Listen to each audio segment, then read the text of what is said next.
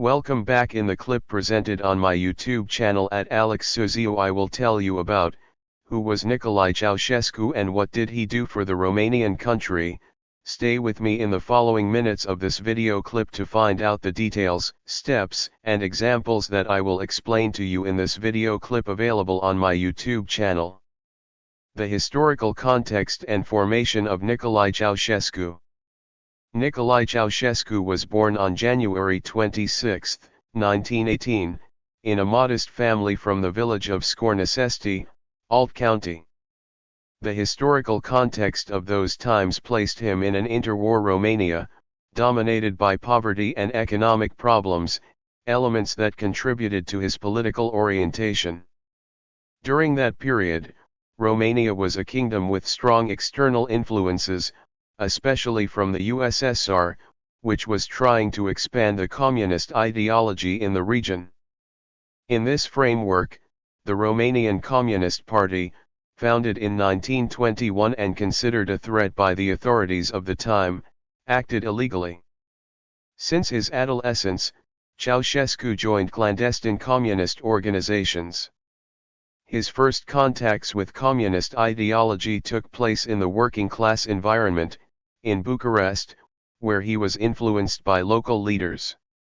His repeated arrests and detentions provided him with a basis for understanding the power of the state, and his prison experiences were instrumental in his ideological formation. After his release, the relationship with the leader George George facilitated his access to the higher structures of the party. Youth and political ascent. After the Second World War, Ceausescu became an increasingly important figure in the Romanian Communist Party. Romania's accession to the Warsaw Pact and the amplification of Soviet influence created a fertile ground for communist ideology. Ceausescu was distinguished by his devotion and quickly rose in the party hierarchy. At first, he was perceived as a modest and loyal man, which helped him gain the trust of other leaders. After the death of George George, in 1965, Ceausescu became General Secretary of the party. This was the period when Romania was beginning to move towards some form of independence from Moscow, and many Romanians initially looked at it with hope. The period after George George, the first years of Ceausescu's leadership. In the first years of his mandate, Ceausescu asserted himself as a leader willing to modernize Romania. He adopted a number of measures aimed at increasing the country's autonomy from the USSR and even gained some level of international appreciation for this apparent courage. During this period, he supported the consolidation of more open relations with the West, rare for a communist leader.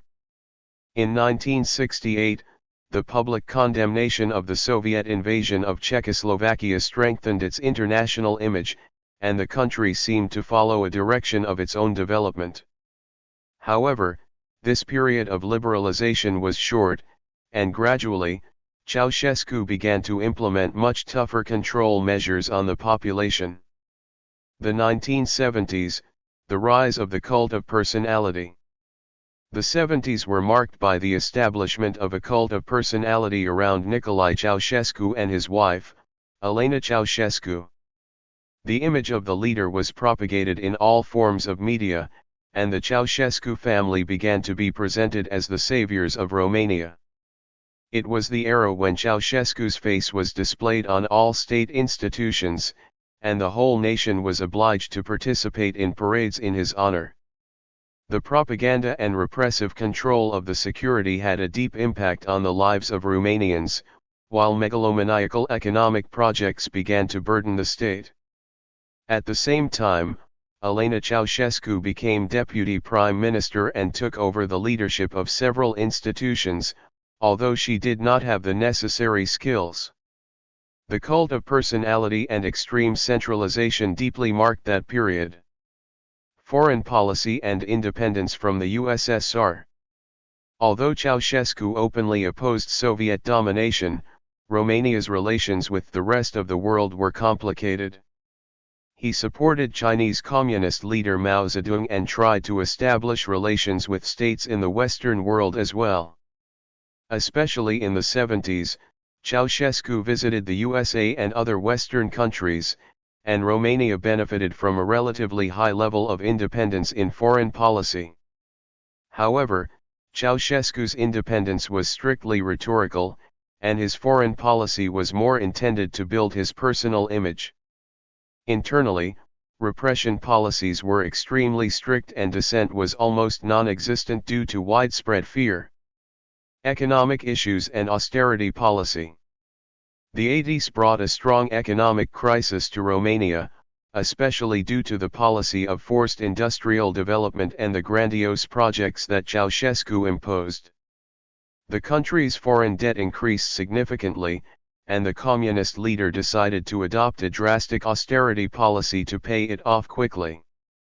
The population began to feel the full extent of the shortages, food was rationed, and energy and heating were insufficient. People were encouraged to save and accept sacrifices, but living standards fell dramatically. This period of austerity created an atmosphere of deep discontent, which would finally explode in the Revolution of 1989. The fall of the regime and the Revolution of December 1989. The 1989 revolution was the culmination of years of frustration and repression.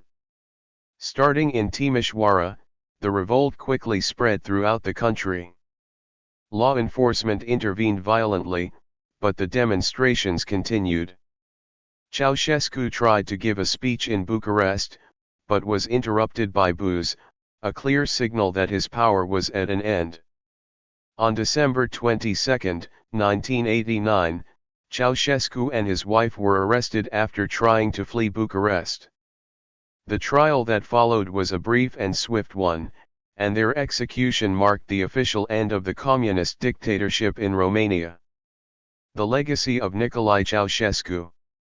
After his death, Nicolae Ceausescu remained a controversial figure.